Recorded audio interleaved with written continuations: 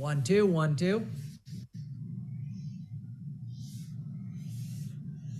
We can hear you. Oh, we can't. No, just Can you hear us? yes, sir. Yeah, we can hear you. Can you hear us? Yes, can you turn the camera on so we can see you? Yeah, sure.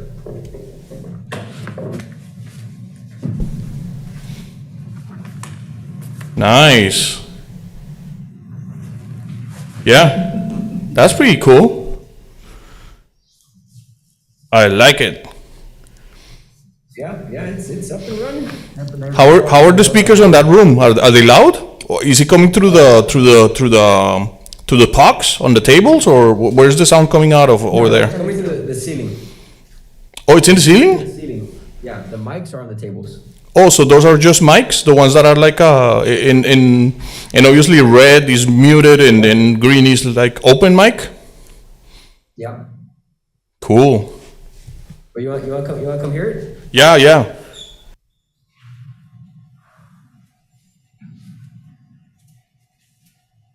Yeah, unfortunately, until we get the processor, we won't have real volume control, so I kind of picked a general setting, you know, Sure. on the level out of the amp. Sure. But eventually, when we get the processor, you'll have the Then we function can- to turn it up, turn it down. Gotcha. Yeah. Well, I need one person to talk over there.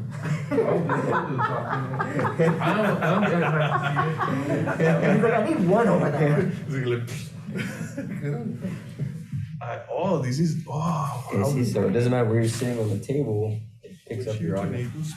Well, that's not what we're doing. Oh, yeah. We're still missing one part. Okay. Yeah. And that's tilt shift too. That thing. Yep. Can you move it around? It's just like the one in the. What's the remote Oh. right now? Testing 1, 2, 3. Am I coming in? May need a little bit of tweaking. Look at the image. So it's not like capturing like the whole table right now. Andre, Can you hear me? testing 1, 2, 3. Andre. Testing 1, 2. Can you hear me? Oh, Andre, the boardroom PC's on mute. Oh.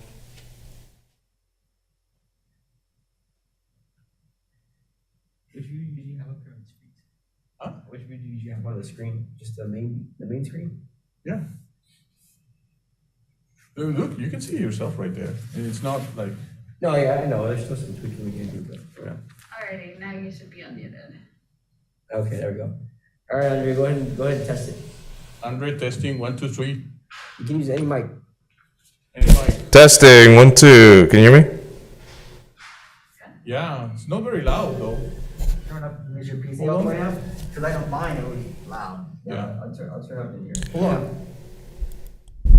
Why is it in echo? Shouldn't it be in like That's exactly how it needs to be. it needs to be both on echo this year? Yeah, test error, yep. Okay. Andre, can you test it again, please? Testing 1, 2, 3. Can you hear me? Oh yeah. Yeah, that's much better. Yeah. Yep. Oh, cool. And we just need you guys to come in here. Yeah. and wipe everything. This is with my mask on. Testing 1, 2. Now try eating something and leaning back now. I know, right? Leading back. Testing 1, 2, 3.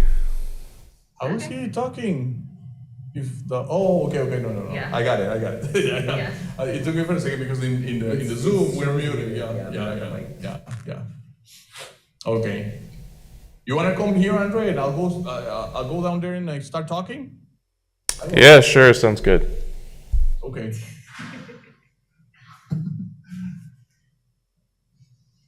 I mean, if they're here like having lunch and presenting, they can. So that's actually gonna be super cool. Yeah, Because they can present from here. that's true. That we don't have to, because we were gonna have them wait in here, the directors, in case they were needed. But now we can just have them talk from here too. Yeah. Testing, Luis Perez. And this is their mute, so. Press it again. Testing 1, 2, 3. Testing 1, 2, 3. That nice. Yeah. Wow. Yeah, and how are we coming in over there, Lou? I can hear you pretty clearly. Speak again. Yeah, you guys are coming. What about without my mask? Does that come in better? It sounds a little better. I am getting just kind of like a slight, I don't know if it's necessarily feedback. It's like a slight humming sound. Yeah, there's like a slight humming in the background that I can hear on my end. Maybe the air conditioner, I think. I'm sitting kind of like in the middle of the table, in between the two pucks. Yeah, How am I coming in? yeah, it's picking you up pretty well. I can hear you. I can hear you clear. That's gonna be the worst spot because of. Yeah, because this is kind of like the worst spot, because I'm in the middle. That's quite in the middle. Yeah, no, it's Moving my head back and forth. Huh? yeah, it's picking you up. It's picking you up fine. How's the audio coming in I there? do this. Lou, can you hear me? Lou, can you hear me? Hello, hello, hello, hello. Did it change? Nope, it can hear you fine both times. Okay. I was just moving my head to have each one of them kind of like pick up my Yep. voice. So this is really cool. Andre, go ahead and say something, Andre. Testing 1, 2, 3. Am I coming in? Yep, sounds good. How am I coming in on that side? Clear. Perfect. Okay. Yeah, and you're kind of out of the zone. This is- The mic's kind of have a car Can you pattern that works. can you hear David? Hold on. I'm just curious, because I know they tend to wander. Yeah, you'll get them, but it won't be as clear as when you sit in that chair. Okay. Yeah, I heard Davelin. It was just you can tell she's a little far from the speaker, but you can hear her. Okay, cool. Okay, so they you can still hear them, but not so good, if they're not sitting on the table, right? Right. Yeah. Like so, if where Davelin was standing closer to that little credenza or whatever that thing is, I was able to hear her, but it wasn't as loud as obviously you are. Okay, that's good. Yeah. Like where she's standing right now, I heard her say that. Very good. But I do hear kind of like a slight humming sound. It's very You can hear it when It's you're in it's the room. This room sounds almost like a refrigerator. Yeah, there's a little, like a little Yeah. count on them or something going on. I'm gonna I kidnap feel it in my them ears, and actually. go wipe down the counters in there. Okay. Sounds good. It might be the fridge in here. It Lou. might be. There's a refrigerator, and then there's I'm guessing the AC. I think it's the AC that's really doing Yeah, and it just started a little bit ago because we were doing calls earlier. It wasn't there, and I heard it when I was just sitting here. Something kind of kick in. Yeah. Yeah. We're still gonna have to do like a full blown What do you think test. would happen if you go through the Zoom settings and do kind of like remember that professional audio or noise canceling? Do you think that? No, Will don't. that- will There's an AC in there. If you do noise canceling anywhere else, it might cause effect. You want to let the DSP that handles the microphones do all the processing. Okay. When you put processing on top of processing, It makes it even worse. yes. Okay. Always have the Tessera be the master. Pretty much, the PC is the only thing, right now, the PC is the only way it's just being used for a soft client conferencing application. Everything audio-wise, let the box do it. Because as soon as something you select something out, like, oh, I'm gonna use the mic, AC reference could go out. Oh, I'm gonna add a little bit more audio changes maybe I'm gonna add more AC, but picking the professional audio one, nope, it can make things worse. Yeah. Yeah, let the DSP is the new king of it all now. Wow. And I like these ones. They're actually just microphones. How do you mute them? You just tap on them? Touch the mic.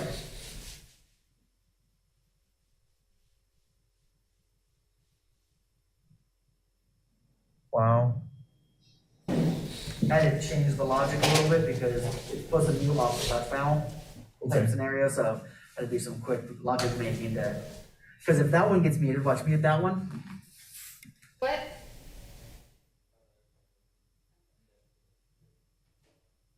That one. Touch is on that these, one. or- I was like, huh? I'm going now. My touch not working on it. Just a second ago. I'll take it. To unmute it from the one that you muted? No, you don't. It just, the Takes a minute. mute buttons are kind of, A very, very. they're kind of, I tend to push harder. Yeah, yeah. And then so it's, the quick touch. See? Oh, so you, Yeah. just a little tap. I tend to push things like I'm Gotcha. like I'm about to break it. That's good to know, because I mean, we're upstairs and they're like, these microphones are not working. Yeah, no, and it's- they'll send a it's- ticket. It's like when I don't know. I always do it even on like panels. I'm like, no, light touch. What is this supposed to do then? What is this gonna do? We don't have the processor for that right now. Not yet. Yeah, so that will control all the mute. It'll control The camera? It'll control the camera. It'll turn on and off the displays. That'll come later once we get the processor. Okay. I'll come back and load all the programs. Testing wireless mic. Testing wireless mic. 1, 2, 3, It's 4. coming in super clear. Testing wireless mic. Yeah. Hey, Andre, can you sit on one of those? Can you sit on one of those outside chairs to see how it sounds, like in the back corner or something, in case we have guests that are kind of sitting around the room? I know it's not that far, but I mean, just a test. Testing 1, 2, 3. Testing 1, 2, 3. Can you hear me loud and clear?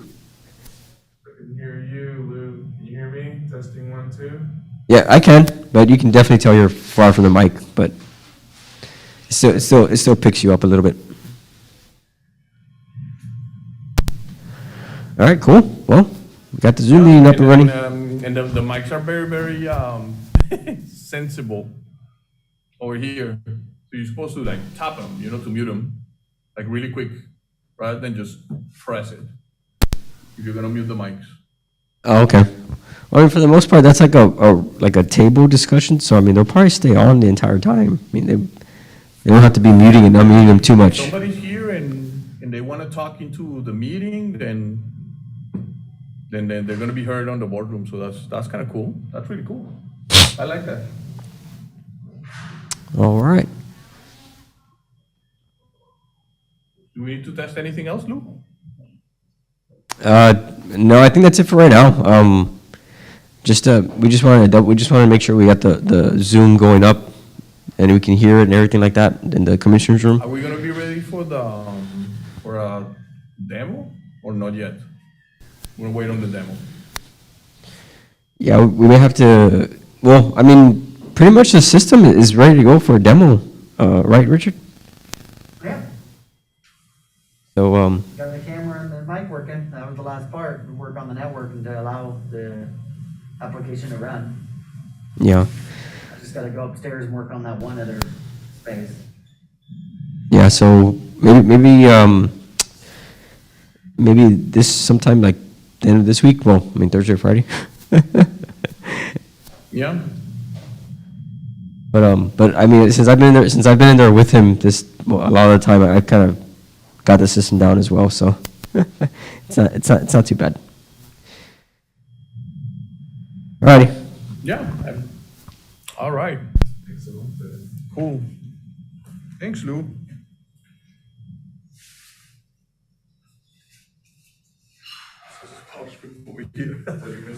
I don't know. I want to tell Lou that we're missing a whole bunch of files. We can go back upstairs. Hey, somebody took all the power strips out of that box.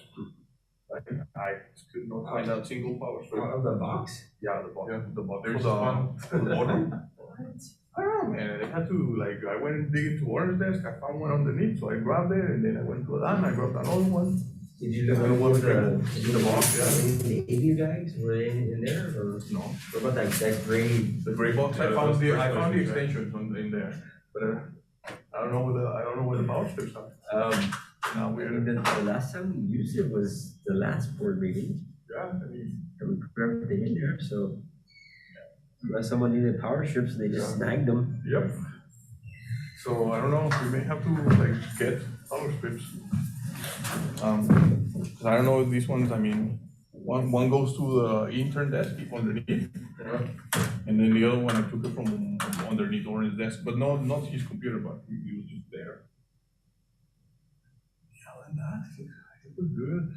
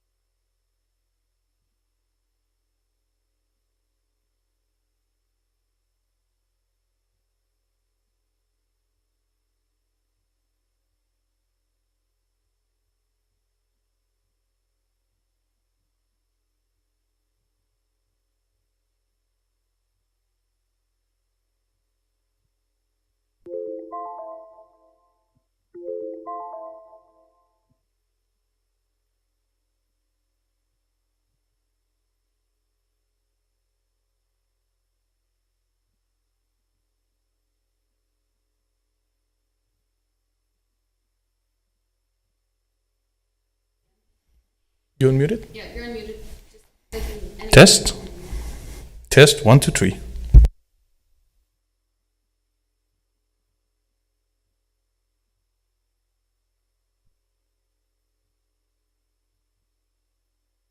Testing, testing, testing. 1, 2, 3, testing.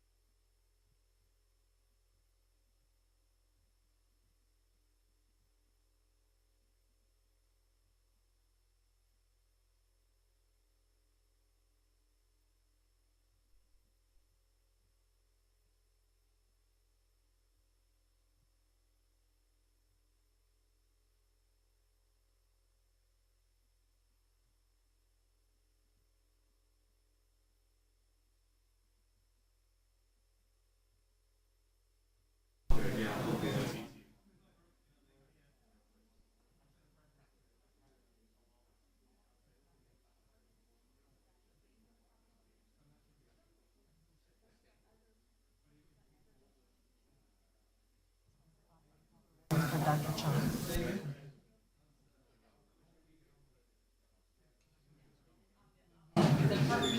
But we have.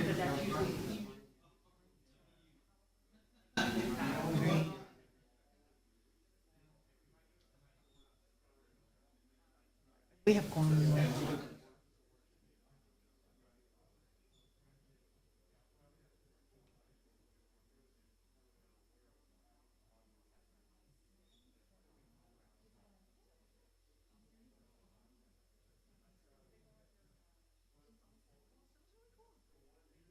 Hello, welcome. How are you? Good. The what? We have some seats. Well, we're trying. So much need. There's so much need.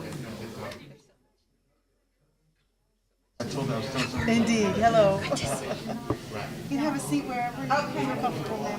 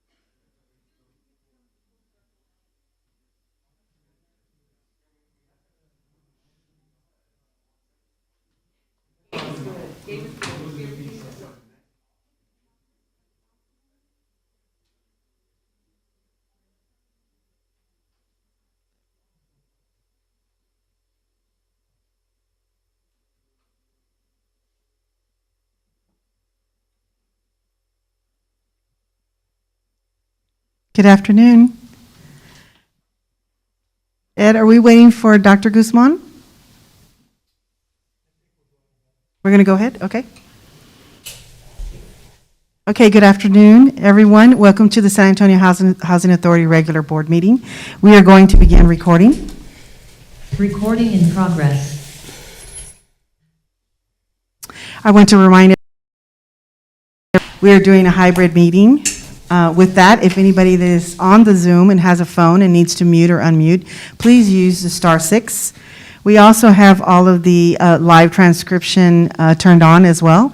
If you need to manage your live transcript, you can go to the bottom of your screen under live transcript and manage that accordingly. I remind everybody to stay muted. We really appreciate that. I'll go ahead and conduct the commissioner roll call. Chairwoman Dr. Ana Guzman. Vice Chair Olga Kaufman. Present. Commissioner Gilbert Casillas. Present. Commissioner Dalia Contreras. Present. Commissioner Lauren D. Dantzler. Commissioner Gabriel Lopez. Present. Commissioner Ignacio Perez. Board Commissioner Attorney Doug Ponick. I'm here. CEO and President Ed Hinojosa Jr. I'm here. We welcome Vicky Cavazos, the bilingual interpreter. Vice Chairwoman Kaufman, you may call the meeting to order. Thank you. I call this meeting to order.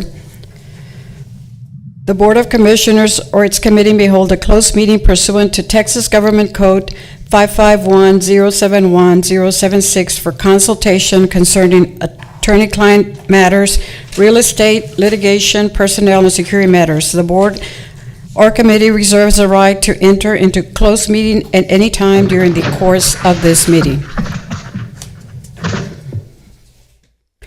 Okay, next item on the agenda is public comment.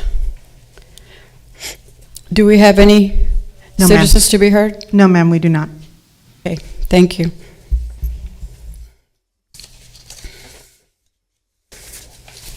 Is that also true for item 3, citizens to be heard? Yes, that is correct. Okay, so we can go on to item 4. Okay, at this time, we need to approve the minutes for December 2nd, January 19th, and January 26th.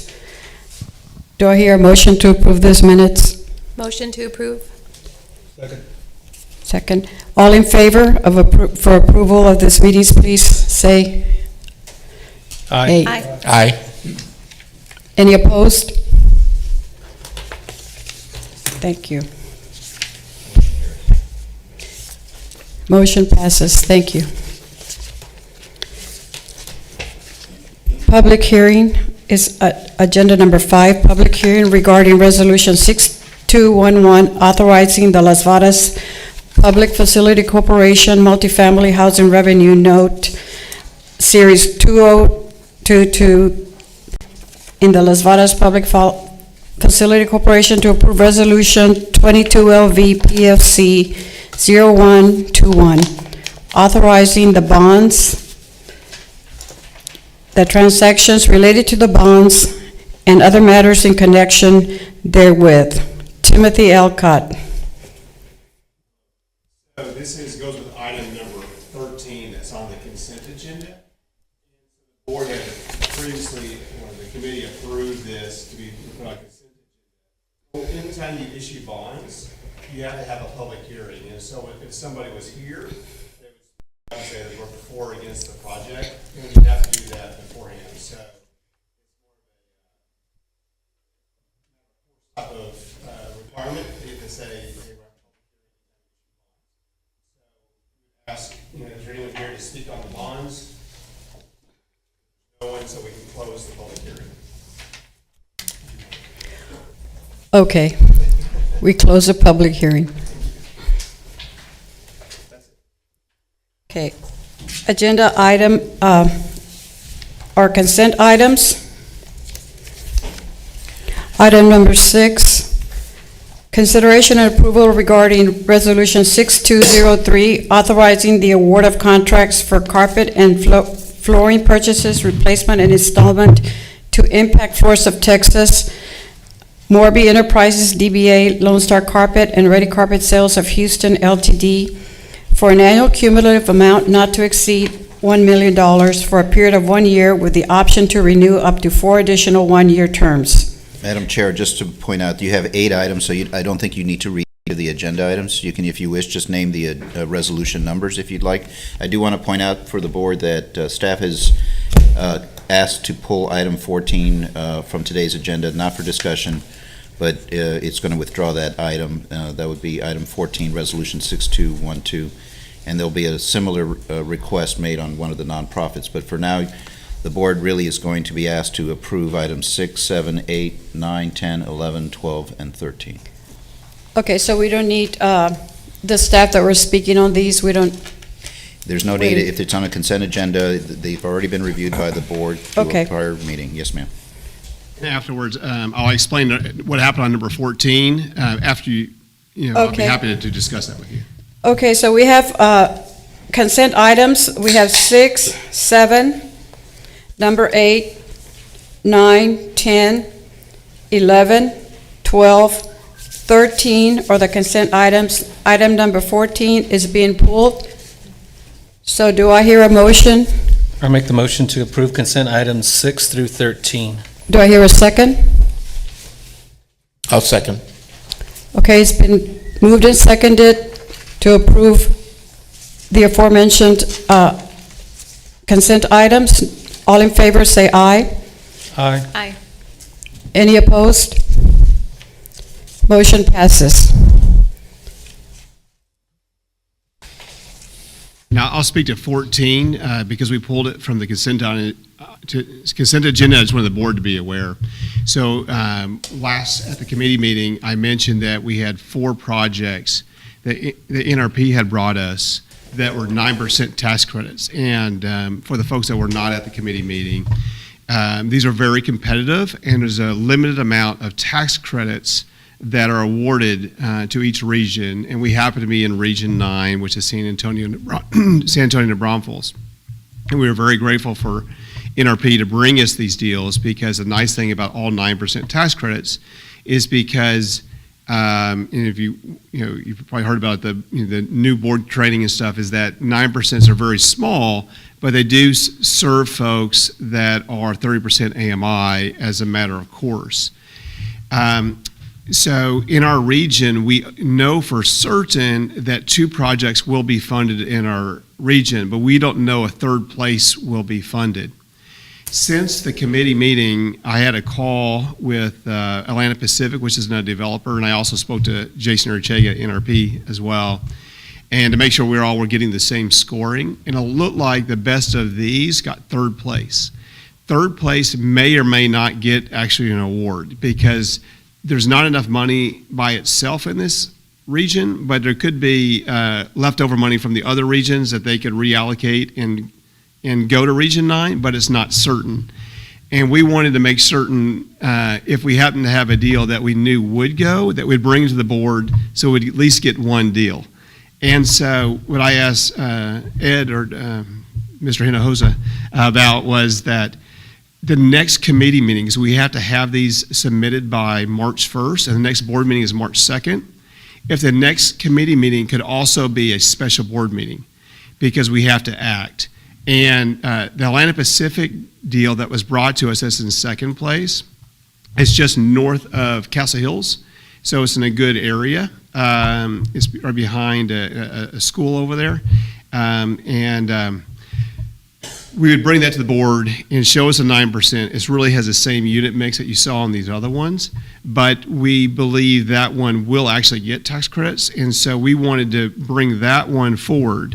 When I talked to Mr. Urchega, NRP, he said that he would like for us to stick with him on this one, but he also understood the math as well. And so we withdrew this one because I could leave it on here and get approval, but then he also was going to talk to, he wanted a sure thing as well, so he's going to talk to a nonprofit and other groups, to see if they can still go forward with it.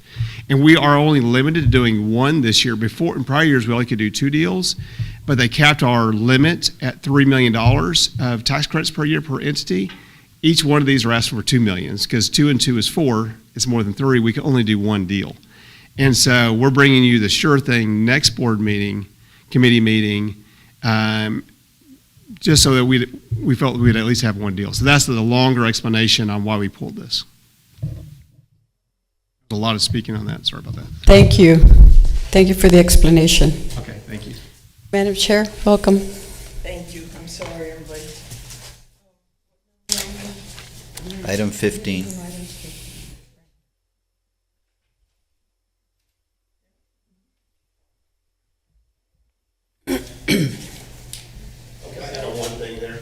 The other thing I want to add on the end, I forgot to mention this.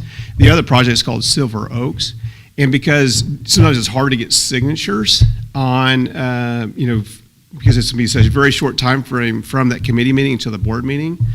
Well, if y'all are comfortable with it, we would like to send around signatures for you all to sign, saying that you agreed to this tax credit application, but we would hold it, and we could have Doug hold it, or we could hold it. It's subject to board approval. But sometimes it's very hard to get everyone's signature at the last second. So we bring it to the board, and then we're scurrying to get all your signatures. That if you're open to the concept, that we would like to send you the tax credit documents that you have to sign off as board members, and we would not submit the tax credit application unless you all approved it at the next committee meeting. So if you're okay with that, it looks like you are. So I'm sorry, Dr. Guzman, if I need to repeat any of this, I can, or let me know. Follow what they say. Okay, thank you. All right, on to.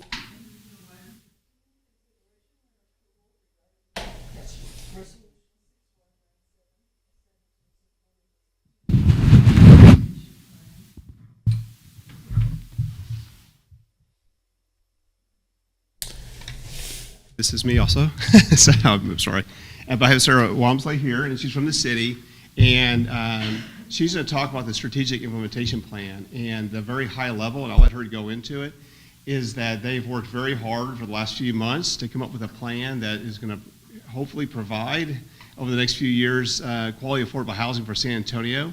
And what they're asking is all these other entities like SAHA, the San Antonio Housing Trust, and the county also to have the boards say that they will work with the city on their goals for affordable housing. And so if you read the language of the resolution, it says something in the nature of we'll work with or support. I think the word is support in a resolution. But any individual deal that we bring with you will ask for individual approval. So it's not a blanket approval on anything that the city brings, but we're saying that we will support the city in their endeavors to provide more affordable housing. Thank you.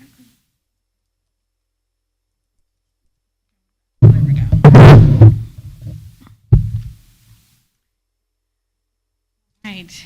Good afternoon, board members. Thank you for having me back. I was here in November, I think in front of most, if not all of you, to give you a more in-depth briefing on the ship. Today is just a very abbreviated version of it to give you a couple of updates on what's happened since.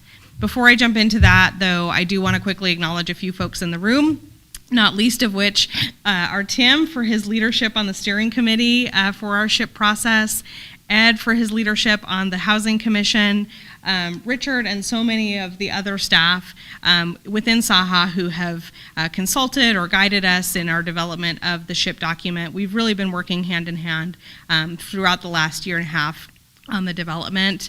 And then also I want to thank the staff from the Mayor's Office, Juan and Teresa, for being here.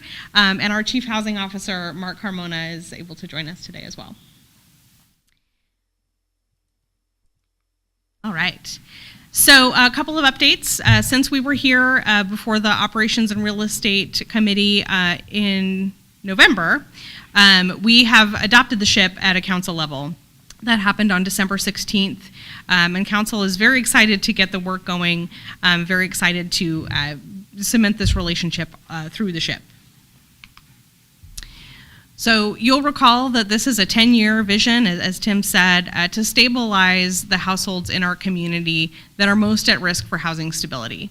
We worked with a stakeholder group of about 80 folks, really representing kind of every corner of the housing sector, including residents who are impacted, folks doing development, homeless services providers, resident service providers, and all kinds of folks in between. And they came up with a new definition of affordability, a new assessment of needs in San Antonio, and lastly, the strategies that we will use over the next 10 years to tackle those issues. So this slide is a slide that you've seen before. It shows us what that need is in our community. And what this looks at is the 95,000 households that are both cost burdened and do not have an affordable option available to them in their neighborhoods. So there isn't a space in their footprint, if you will, that would meet their needs as it is, and we wanted to focus on those for our 10-year plan. You'll see a couple of things that as you look at this chart that a little over half of the need is among renters. I don't think that's any surprise to the folks at the dais here. And most of that need, actually close to 80% of it, is for folks below 50% AMI. So again, nothing that would shock any of you all in your expertise. So we know that we're not going to be able to build our way out of a 95,000 or household deficit. So we have been strategic through the SHIP in making sure that we're also working very closely with workforce development programs who can help increase incomes for households and make sure that we're addressing cost burden from both sides. But today I'll talk a little bit more about the affordable housing development preservation targets. This is a snapshot of what those look like in particular. So we're hoping in the next 10 years to build preserve 28,094 units. Most of those would be for households below 50% AMI, and actually just under half are for households below 30% AMI. So as Tim was saying, any specific deals would need to come through all of the respective boards, such as yourselves. But this is charting the course for the vision of what those deals should look like and where they should go. A little bit more detail here about each of the targets. You'll notice a couple things about this chart. One, we're really focused on meeting the needs of the lowest income households. But also something that's maybe not as apparent is that the targets are a little higher in the preservation categories. So that's a shift from the housing policy framework where we are focusing a little bit more on preservation this go around. One of the features of these targets are that they include 1,000 units of permanent supportive housing, It's a model specifically designed for folks who are exiting homelessness. And we're excited to see a couple of projects potentially on the ground here in the next few years. And we also have a goal of 1,200 units for older adults, and we expect that we should be able to achieve that through our 4% tax credit deals alone. So a logical question as you look at those targets is, all that sounds great, how are you going to pay for it? And the answer is that, a lot of different funding sources are going to have to be used. We anticipate leveraging at about a 3-to-1 ratio, with leverage funds taking up $2.3 billion of our total $3.37 billion ask. One thing on this slide I want to call out in particular is that we do have projected a 2022 and 2027 housing bond of $150 million. That, of course, is contingent on what the voters decide here in May, but we're hopeful that if that does pass, it would give us a needed resource for especially those preservations of affordable housing units. There are 36 total strategies that the stakeholders developed. Those are all laid out in the SHIP document. If you didn't get a copy in your packets, I'm happy to provide one after this meeting. And here's sort of a high-level breakdown of how we view implementation going. So most of the strategies have COSA as a lead or support, but a lot of them also have our other adopting agencies, the Trust, the Housing Authority, Bexar County, and community partners like community housing development organizations. For SAHA, we're really looking at you to lead in the ways that you uniquely can, administering housing vouchers, helping rehabilitate public housing, and ensuring that our new development in multifamily is constructed with deep affordability. All of us together know we have to advocate at the state and federal level to make sure we're getting the right policy context for us to do our work. So what's next? We've crossed the major hurdle of City Council adoption. This month, we're here before you once again, and the Housing Trust will get their first briefing at their retreat actually this Saturday. We expect that they'll move to adopt this or formally consider it at least in spring of 2022, and we'll also be briefing Bexar County at that time. So busy spring for SHIP. In the background, we're also kicking off implementation of our work and starting to cultivate a stakeholder group to continue working on these strategies. So that concludes my presentation. If you all have questions, I'm happy to take them. Questions? Have y'all made a determination, or is there a determination yet made on how the $150 million in the bond will be distributed? Yes, we went through a citizen committee process from, I want to say October through December, and that bond committee created 2 deliverables for council consideration. The first were a set of parameters to guide the use. We can get you all a copy of those, but they included things like ensuring universal design elements in projects, committing to anti-displacement measures, things like you all do in your work every day. And their second deliverable was determining the allocation sort of by program area. So $45 million, I believe, was for single-family home preservation, and then there are a few other categories that we'll get. And unfortunately, I don't have a slide here for it, but we can get you that breakdown. That recommendation has been presented to council, and we expect this month that council will vote to call the election and send it to the voters. Okay.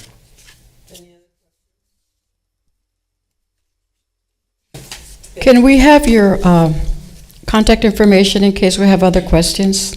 I'm not taking any more questions after this. Just kidding. Yes, I'll make sure that you all have that, and our doors are open all the time. I know the same goes for the mayor's Well, I office feel like I as need well. to read a lot more on this thing before I know what questions I have. And that's what I needed, your contact info. Absolutely, and we're more than happy to sit down over lunch, coffee, and have some conversations with you all. This is going to be an ongoing process. It's a 10-year plan, so we'll have to work together and build those relationships. Okay, thank you. Mm-hmm.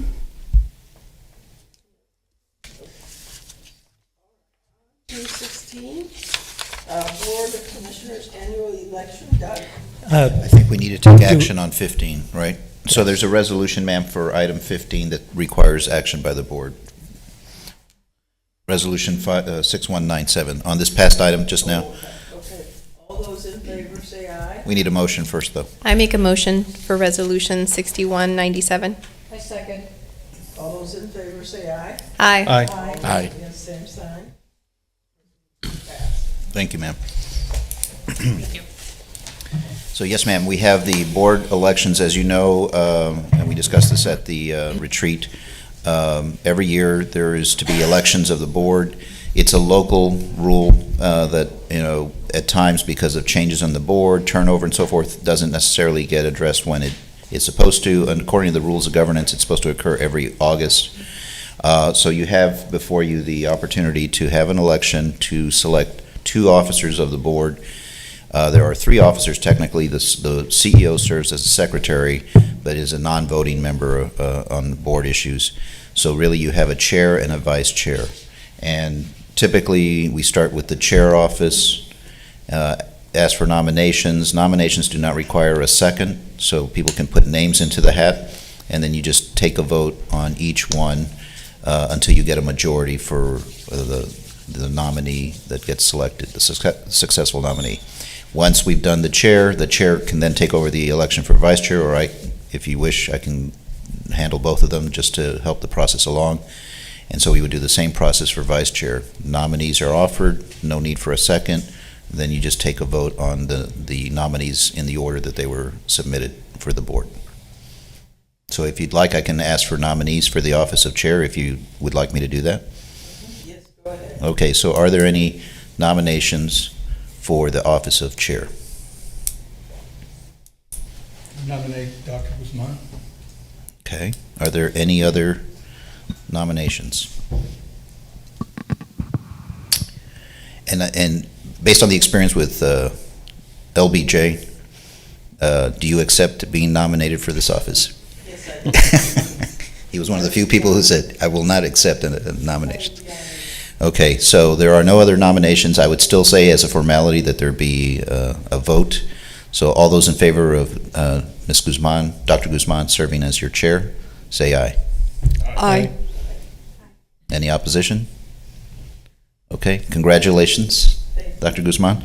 Would you like me to go ahead and do the vice chair office as well? Okay, so now the nominations are open for the office of vice chair. Are there any nominations?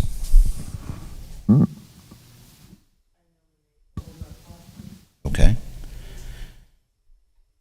Are there any other nominations? If not, we'll close nominations, and I'll ask for a formal vote for Ms. Kaufman as vice chair. All those in favor say aye. Aye. Aye. Any opposed? Okay, so you are elected, ma'am, as vice chair. Congratulations. So we're done with that item, ma'am, and you can go on to the rest of the agenda.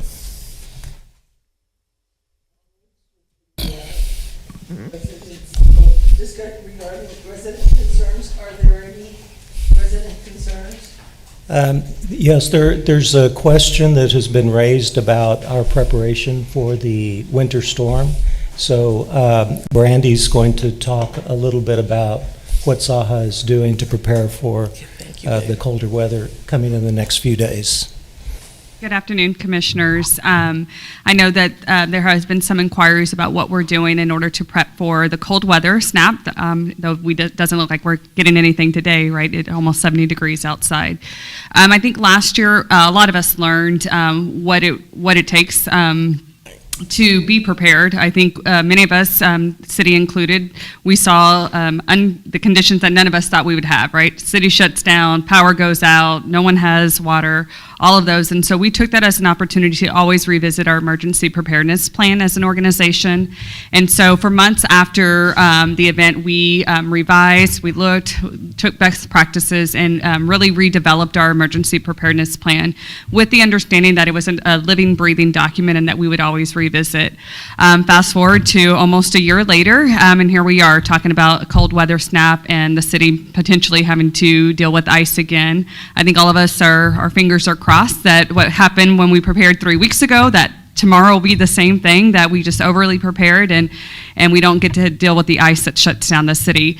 But we also recognize the importance of communicating with our families. And so since, we obviously monitor the weather, but we always take a lot of our guidance from the Emergency Management Center that is developed by the city and has a lot of other organizations part of that. We have several of our folks that sit at that, or not really at the table, but are part of those conversations and understanding what the city's doing to prepare, so we can quickly get that information out to our residents, but also our staff at the same time. And so Monday, when we started hearing that the cold weather was going to come, we started developing our notices to our families. And so those notices went out Monday, Tuesday, and we actually, for our public housing communities, we place those on our residents' doors. And it just kind of gives them, just being prepared, what to look for. I think we see a lot of what the city puts out on the 4 Ps, making sure that we're protecting our pipes, plants, pets, and so that information we encourage. We also talk to them about dripping their water faucets, making sure that they're putting in work orders if their heater for some reason is not working properly, that we can get out there before the cold snap happens. So that's what we've been doing with our residents. In addition, we love social media, so Michael's team is actually posting a lot, because we know, just like our staff and just like us, we don't just go based off of a flyer. We want other forms of communication. So we post a lot on social media, again, giving the same guidance to our families. We also send emails. And then I think we've talked about, in the past to our board about Rave Guardian, which is another tool that we purchased after the storm. Prior to, we were already talking about it and doing some demos with them, but then we went ahead and purchased. And so that is another form that we've been rolling out very slowly in cases of emergencies. So we're able to send text messages to our families. So we've done some of that. So we are prepared in case there is some type of shutdown to be able to get that communication out to our residents. We want them to be as prepared as possible. In addition, some of our elderly communities that we know that in the past we've had some, challenges with the power going down or some other maintenance concerns. We do have staff on standby that if they need to, they will be overnight. It is not all of our 70 properties, because we unfortunately just don't have the staff capacity to have all 70 properties done, but we've identified, and those are mostly our elderly communities where we've had some concerns in the past. So those folks are on standby. In addition, we have our communication plan and already emails and potentially text messages that are going to go out to our staff. Again, we follow what the city does. So if the city says they're delaying, we're delaying. There is one little caveat. We know that because of COVID and since COVID, we do have the flexibility to have some of our staff be successful working from home. They're still business as normal. And then we're also at our properties, they're preparing. So if we do have ice, we're making sure today we have the salt on standby. We do not put it out before, because it gets slippery if there is no ice. And so we don't want to put that out and cause some accidents prior to the actual ice event if it does happen. Other than that, again, it's just communication. We do have, obviously we want to prep at the executive level and the senior team level, so we have our prep call later on this afternoon to make sure that our directors as well as officers know that it's all hands on deck if there is something that unfortunately does happen, what we dealt with almost a year ago. And so we're going to making sure everybody knows what the protocol is, and that we're all readily available to make sure that if we have to deploy additional resources outside of the traditional property management team, that folks are ready to, if they get the call from myself or Ed or anybody else on the executive team. So let me make sure, you said that the salt is already at the property? We have the bags of salt at most of our properties. There's other things you can use. We are not putting it out yet. You don't want to put it out on a dry condition. It's there. Yep, okay. It's there when we need it. So we're working through making sure that every property, of course, our priorities are always going to be our elderly disabled communities. Not to say our families are not important, but we know we have some, sometimes our mobility, our residents with mobility issues are more at those communities, and we want to make sure they're safe if they happen to leave their unit. Any questions? I have, go ahead.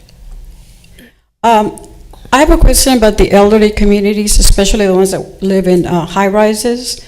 I think last time I got a call from the family of one woman who was really, really sick, and they went to pick her up because they couldn't get an ambulance, and she was in the very top floor.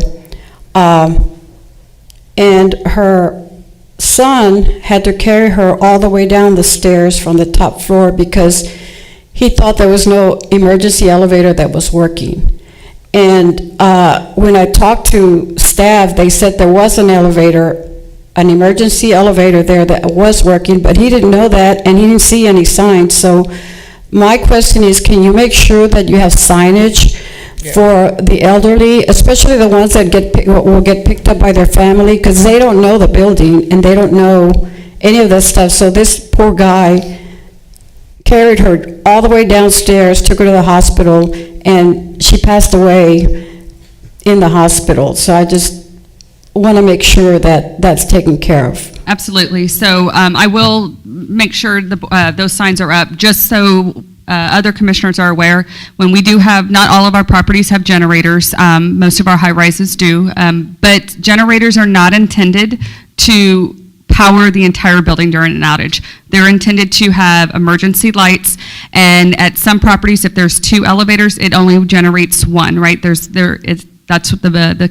capacity of those generators. So we will definitely make sure that they know which one it is. I will tell you, when you're at a high-rise building, and if it's 10 stories high and one, it does take a while to get up and down, and so we'll just have to remind them it does work. It's just going to take a little bit longer. So absolutely, we'll make sure those notices go up as well. Thank you. So the last winter storm taught us a lot about where we were really ready and where we weren't. Can you just share a little bit of, like, these were the biggest things that we were not ready for, and this is how we are going to be ready this time around? So I think the biggest, we debriefed a lot and had a lot of conversations, and I think everybody recognized, I think, even if you had your emergency plan, which we did, there was just the ideal of knowing the city shut down, there's ice, they're telling everybody, please stay off the road. We did not get, we didn't think that power was going to go down the way it did. I think there was some original conversations of rollouts. We were trying to prepare. We knew it's like, okay, everybody's going to be impacted. And then, of course, the water issue came, right? And so ideally, when we look at our emergency, it's usually we're focused on deploying our resources to one community, not scattered throughout San Antonio, and everything was doing differently. So we recognize, how do we fill those gaps, right? And I think not just Saha, everybody said, oh my goodness, we have to reevaluate, how do we deploy resources. On top of that, many of the challenges that we had internally, and I think other folks were impacted, was our communication channels went down. Some of us were spotty, and so most of us were in our homes trying to figure out who had power, who did not. And so as we're trying to communicate, we were losing that, right? I think what we've also recognized is being able to have that detailed list of what all the action plans leading up to it, what we did. And we had that, but I don't think it was as coordinated as we probably should and kept documented. But when we lost our communication channels, we couldn't get into our system. So as much as I was talking with the city, I couldn't update that to say, if Michael's getting a call or if Ed's getting the call, oh, Brandy's handling this portion. And so I think that got lost. And so we're trying to recognize, how do we do that better? So one of the things is we are starting that document well in advance. It's shared with everybody. I think part of going and briefing everybody before is like, here's our action plan. I think sometimes we get used to saying, oh, it's covered, and I don't think on traditional things, it's covered by operations. This part was just well beyond the operations and the need to bring in other resources. So I think those were a lot of lessons learned that we had. I think what we also recognized too, and we're still working through that, some of us had different systems. Like I have a Verizon phone, but my folks out in the field may have T-Mobile. So those channels were getting crossed as well. I think one of the things that we recognized out of the safety of our staff, we said we were going to, in preparation for the winter storm. And again, I think none of us realized what was going to hit San Antonio. I think we all heard Valentine's Day, it's going to be maybe a little snow. We're going to have one day and it's done. None of us thought it was going to be almost a week worth of things. And so I think it was also President's weekend. No, maybe it was not President's Day. I know it was Valentine's, I think.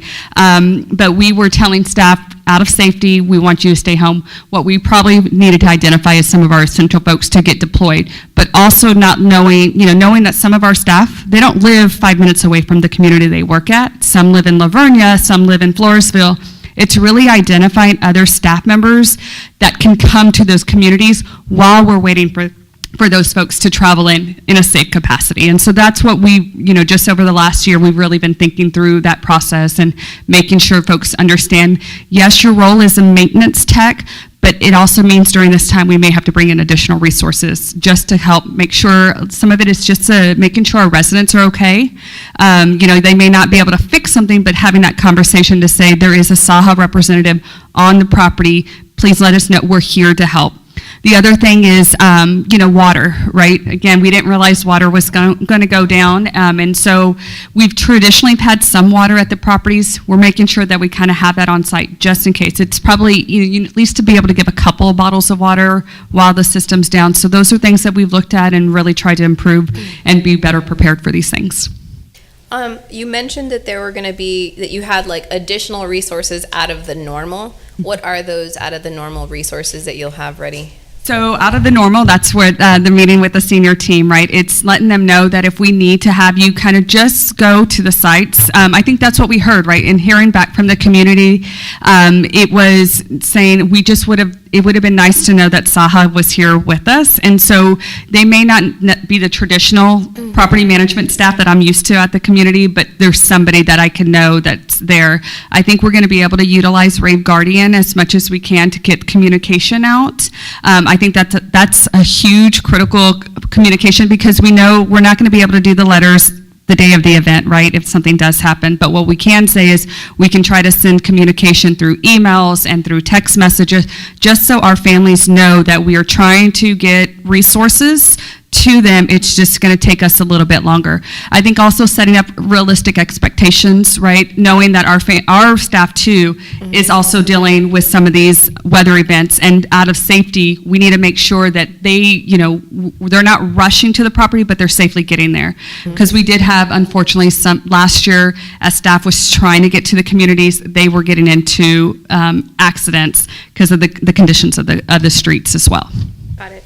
And do we have, like, maybe this isn't something that's possible at every site, but maybe our most vulnerable sites, like, our families with, multiple abilities or disabilities and our elderly, do we have like a crisis kit or things that we know, it might not be available for, you may not have enough for every single person there, but we know that if there's some sort of major crisis at a specific community, there's water, there's blankets, there's maybe food, maybe some like medical equipment, just whatever, just to get a sense of what we have there.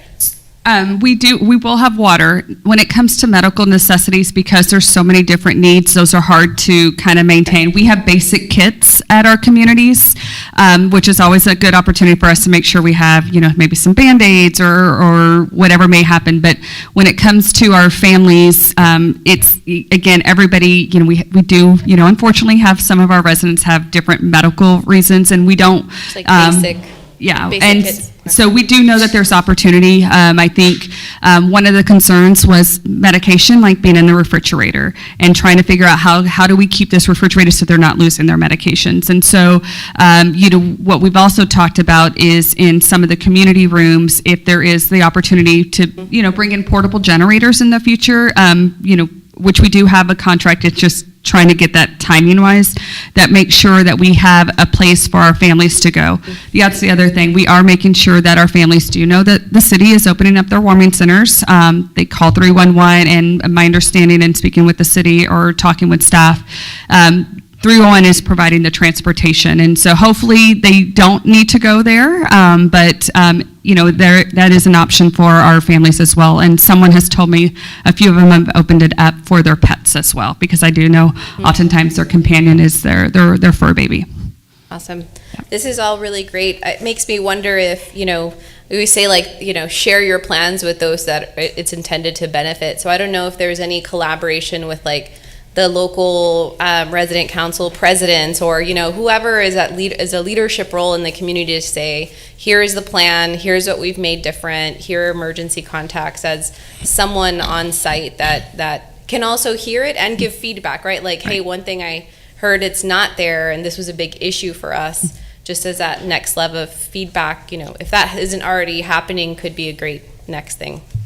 Thank you. I have a few questions, but it doesn't have to do with the weather thing.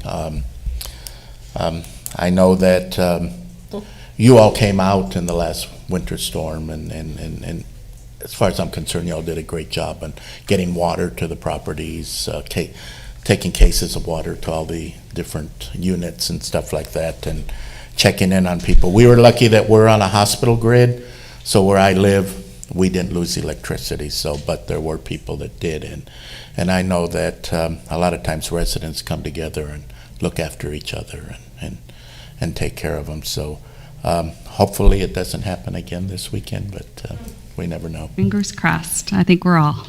I have a couple of items, but one of them we'll discuss in closed session, as we were told at our last meeting. But I'm going to talk about COVID concerns in the communities. Masks being worn within public areas. Are we considered federal properties? So we receive our funds from the federal government. This is where I think we all agree masks are critical and important to help stop the spread of COVID. We have gone back and forth, and if you can see at many of our communities, we say masks are recommended. The requirement, we do require if they are visiting with staff in the offices, they have to wear masks. That's as far as I believe legally we can go. We encourage, prior to when the city and our mayor and our county judge was able to mandate masks in the city of San Antonio, that gave us a little bit more flexibility than what we have today. That order is no longer in place. And so that is the reason why we will have the signs and continue to have the signs that say masks are recommended, but there's no type of enforcement that we can do without probably getting challenged. Well, the signs you had up said masks are required. They didn't say they were recommended. So those have come down. The recommended or required? The required, because I questioned it as a resident, because there's a group of us that try to get everybody to wear masks, especially we're in elevators and stuff like that. And we have a lot of homeless people that are on there without masks on and stuff like that. So, and then you all put out a letter that talked about some locks they're going to put on the laundry rooms, and then in there it said, please wear your mask. It is, if you have one, it's recommended you wear it. So it was in contradiction of the signs you had up at the elevators and the entrances and all the floors saying that they were required, and then now you're telling people they're only recommended. But you must wear one to go into the office. Why is it required to go see the staff, but it's not required for the residents to protect them in the public areas? So we are trying our best to see where we could actually mandate without getting a lot of challenges, right? There could be, and I know Tim is probably saying legally, probably what we are trying to enforce is probably could be challenged, but we still believe, based off of who we serve every single day, it is in the best interest of our staff as well as our residents that we are asking our residents to wear their mask when they are within a meeting with our staff. I'm going to continue to recommend to our residents when they're out in common areas to please wear your mask. Unfortunately, as mentioned, I cannot say you're not wearing your mask, please leave, or here's the least violation. I don't have a foot to stand on to sit there and say you must wear your mask in these areas. So I'll just add, there's signs even on this building that are at the doors that say masks are required. Those are the old signs from the beginning of the pandemic. We haven't changed them. But as you know, the governor's actually issued an order in Texas that masks cannot be required in, any organization, any business. So that's the concern we have about masks. While we would like to require them, we don't have a legal basis for doing so. I was having this conversation also with one of our residents earlier this week that voiced the same concerns. And as you know, there are many residents that have health issues, especially at the elderly facilities, and they're more at risk. So, we'll continue doing what we think is within the law, and encouraging people to use masks as much as possible, but we do not have any enforcement action. And in fact, if we require masks, it opens us up to fines by the state of Texas if we're reported. Okay, thank you. Do we have available masks for our residents to take? If the resident asks for them, we do have them available at our communities. We actually have them available like in the offices. So if a resident comes down and they want to meet and they don't have a mask, we do provide that to them. So anytime a resident says, I need a mask, they're there. Could we distribute them in the post offices or something so that we can make that more available to our residents? Because I think that some of them don't have access to go buy them. And so I think that we should look at that and make some masks available, and even put some in their post office boxes or something, so that it encourages them to use it. Because I can envision that people would be embarrassed to say, well, I haven't been able to go get a mask, or I don't have the money to go get a mask. And if we could make those readily available and easily available, I think that would be a good purpose to do. We'll look for a way to do that, and also to communicate to our residents on the newsletter we send out. Even if we offered them in the office, but we probably need to get the word out to residents that they can come get their masks there. We also have been advertising. Obviously, we know the administration has rolled out where they are offering KN95s to anybody that needs them, or I think some of the pharmacies, or you can get them mailed. So any information that we know, like the state or the federal government's doing, we try to encourage our families access to that, such as I know the COVID tests, mail tests were available. So we try to provide any of that, as Ed said, on through social media, through any type of communication that we have with our residents. So they're available if they need them. And so we'll just make sure, like as Ed mentioned, to make sure we remind our residents that they're there for them. So related to the masks,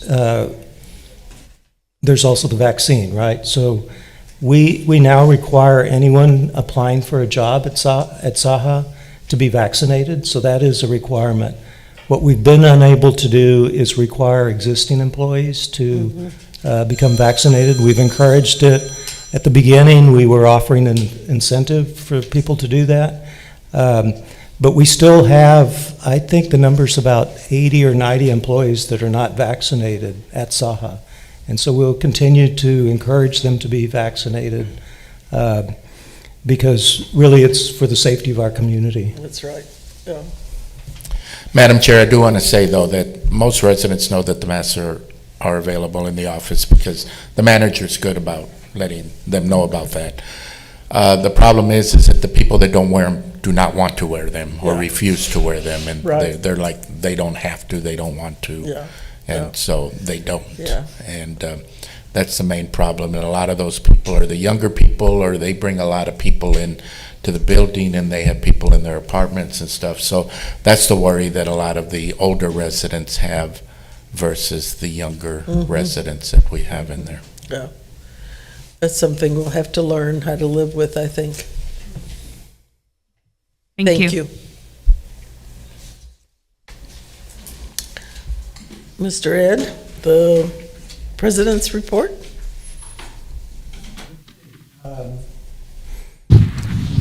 So we didn't have a meeting in January, so some of these items are a little old from December. But I did want to let the board know that SAHA was awarded some HUD grants to expand our resident services, and this is going to be about $1.7 million for financial self-sufficiency and resident opportunities and self-sufficiencies, which we call the ROS, and the first we call FSS. So we're excited about that. We understand it's the largest grant that's been awarded to a housing authority across the nation. We also had 13 residents that graduated from our self-sufficiency program, and these 13 residents had an accumulated total in escrow of $96,000. So when I've talked to some of the graduates in the past, they've said they're going to use their money to make down payments on homes, or they're going to use it to go back to college and things of that sort. So this is a great program, and this is another 13 residents. We have graduates about every 3 or 4 months in this program. So in December, we did a holiday sweater walk and run in our park, and you can see the pictures here. So we had a fun, healthy time walking through the park, and some people ran. And it was supposed to be an ugly sweater contest. So then we also had the holiday gift distribution that occurred. We distributed about 3,000 gifts for children and also for older residents. This was the first time we included some seniors in our distribution. We had generous contributions from AT&T, Kirkendall & Company, Latuna Ice House, Geekdom, Poetic Republic Coffee Company, CrossFit, Virilis, Orange Theory Fitness, New Star Energy, Girl Talk Beauty, Gonzaba Medical Group, Deltra System, and there were also 245 donors on Amazon. I would encourage, I participated in the gift distribution this year and last year, and I would encourage the board members to come and participate in that. It is just the most wonderful thing. The staff does an outstanding job. We are able to, I went shopping last year with, what's her name? Brandy. With Brandy. Brandy and I went shopping, and we were afraid the people at Target were going to think we were stealing, because we just filled one bucket after another basket after another basket, and they were getting concerned about us buying the things we were buying.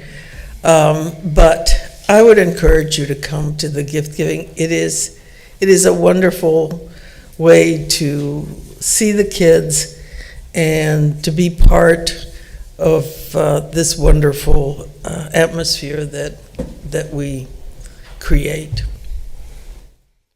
Thank you. We also had a food distribution on December 10th. So we distributed about 200 pounds of food from the food bank. This included grains, fruits, vegetables, and various snacks. And we did that in our parking lot. We have an assistant director that just graduated from the Alexander Briseño Leadership Development Program. Her name is Susan Ramos Sosaman. She's in the Community Development Initiatives Department, and so we congratulate her. Also in December, we had a graduation of the 2021 Leadership Program that we do in-house. So these were about 35 SAHA employees that were involved in a internal leadership training and program that had been going on for many months. So we had an opportunity to have lunch with them and celebrate the graduation. And that concludes the President's report for today. Thank you. Okay, so now we go on to closed session. Board? And Madam Chair, I would just point out that we have two nonprofit meetings. We may want to take those up now before we go into the closed session, if there's no objection. Would the board like to do that? Yes. Okay, let's go on then to, it's for the Housing Facility Corporation and the Las Varas Public Facility Corporation. So we'll do the Housing Facility Corporation Board meeting first. And so we call the meeting to order. Is there a public comment? No, ma'am, there's not. Okay.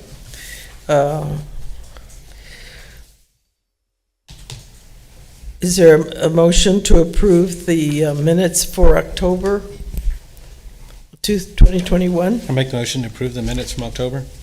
Is there a second? Second.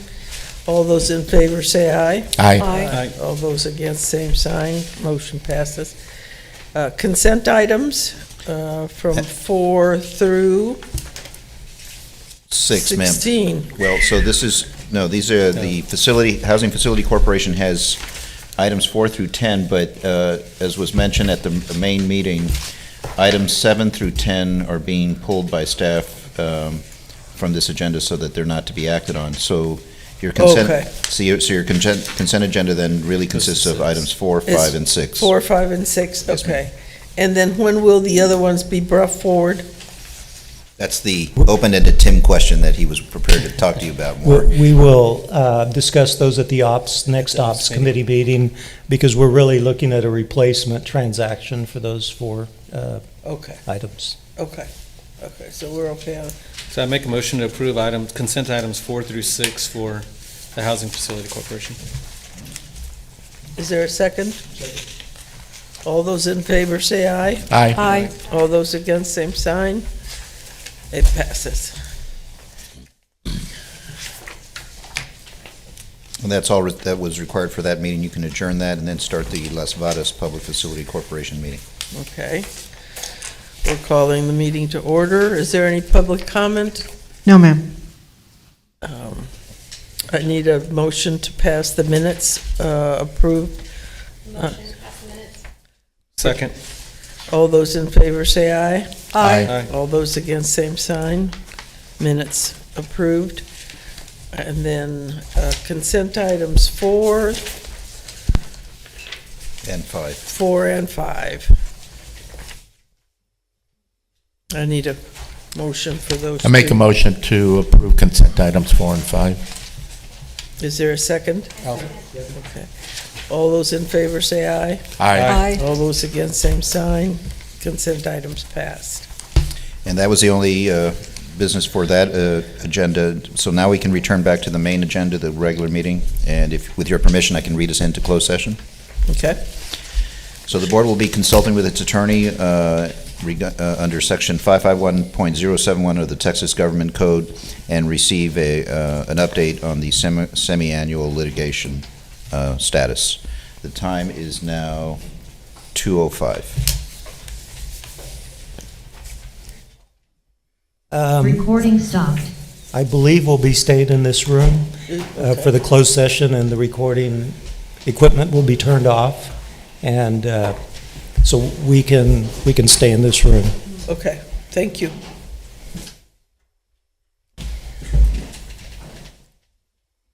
I'm gonna go get a Diet Coke. I think they're right here. They're right there.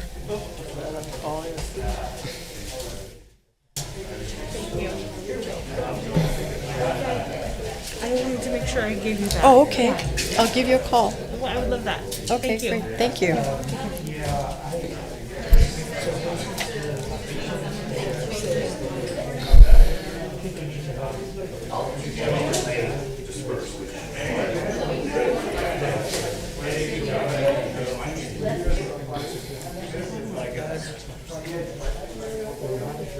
Why, when it's rainy, whole body just aches. Arthritis, rheumatism, whatever. My grandmother, Mm. that's what she had. But it just, Yeah, when the weather changes, yeah. you know, so I just. My dad had that. I treat it with Tylenol, and I just take Tylenol, but I hate taking Tylenol, so. To do it. When I saw all these tables, I was like, I still kind of had it in my heart about this one. On the way here, I got, the road was a mess, and instead of being able to go down I went over, and it was just. Were they like salting or something? No, it's Just all that construction? Yeah, so all that construction, I got all messed up in it.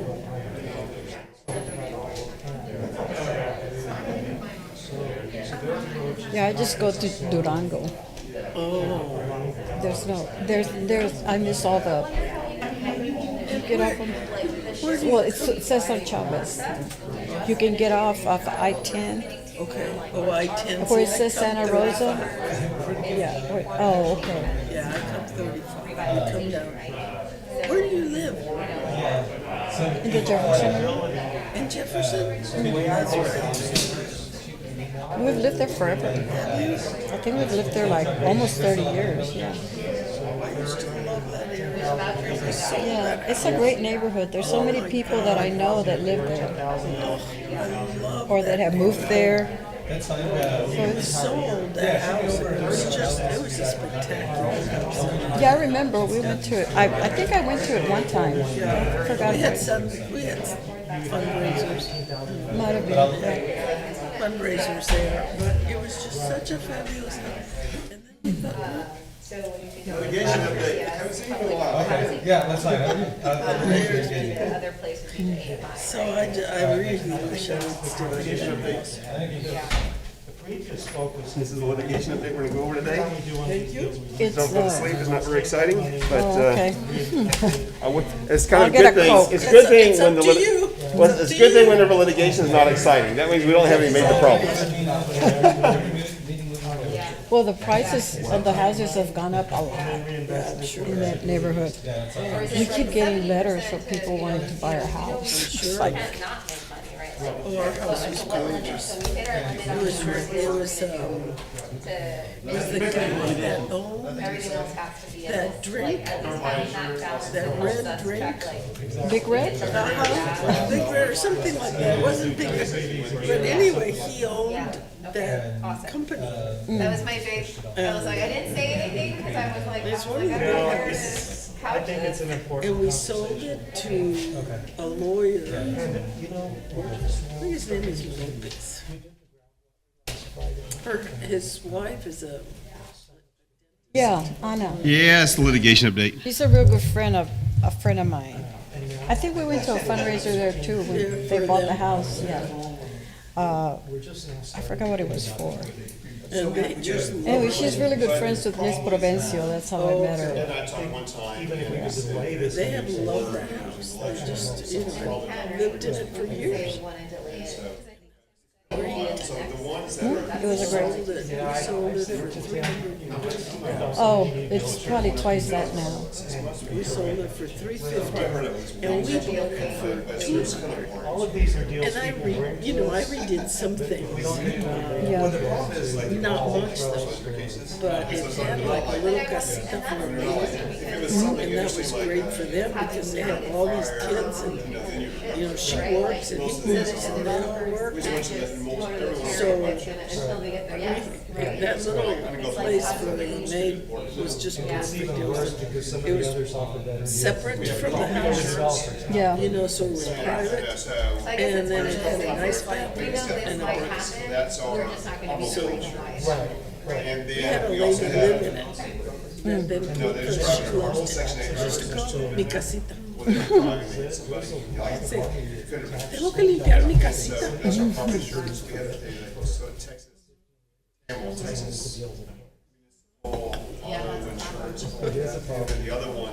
And that's probably policy change that needs to be, right? That's policy, and so is the cap on public housing numbers.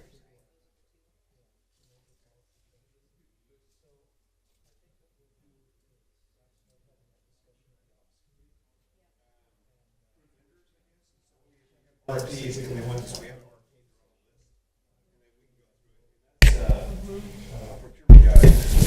Maintains that. Ed, are we waiting for something? Tim? I'm sorry. Tim? Okay, pay attention. So we have an update on the litigation. You should have a memo now that in front of you. And as Doug mentioned at the retreat, I think we have a $50,000 limit, Doug, is that correct? Yeah. That Tim can give you the actual parameters, but and I think I did mention this, we make sure that any personnel-related matters are not settled without board authority or board approval. We actually had the real-life problem of a CEO, not Ed, entering into settlements with employees who had perhaps raised sexual harassment complaints against the CEO, right? So that's the environment in which we were operating. So you don't have that risk anymore. And then, I'll defer to Tim then to describe the way the rest of the matters are handled. Yeah, I'm sure that's almost very reasonable. But but it's $50,000 for non-personnel matters. And the reason the previous board, I don't know how many boards ago it was, came up with it is because our deductible that we pay out of pocket is always, up to this point at least, been $50,000 or less. And so whenever it gets into funds, so it's the insurance company money, they make the decision. Now, we legally could turn it down, but then we're at risk. Because if there's a jury verdict and it's $1 million and you had a settlement for $75,000, this board turned it down, we're on the hook for that risk. And so I've never had a board tell me, hey, we want to put ourselves at risk to make a point. So that's how we came to that number. And if you we have this quarterly, we've been a little bit delayed, I guess, on having it quarterly. There hasn't been a lot of exciting things happening, but we're going to go through every single case that's out there. And we can do as often as you want. We had boards do it every 6 months. Some did it quarterly. We're open to it. And so when you're comfortable with it, you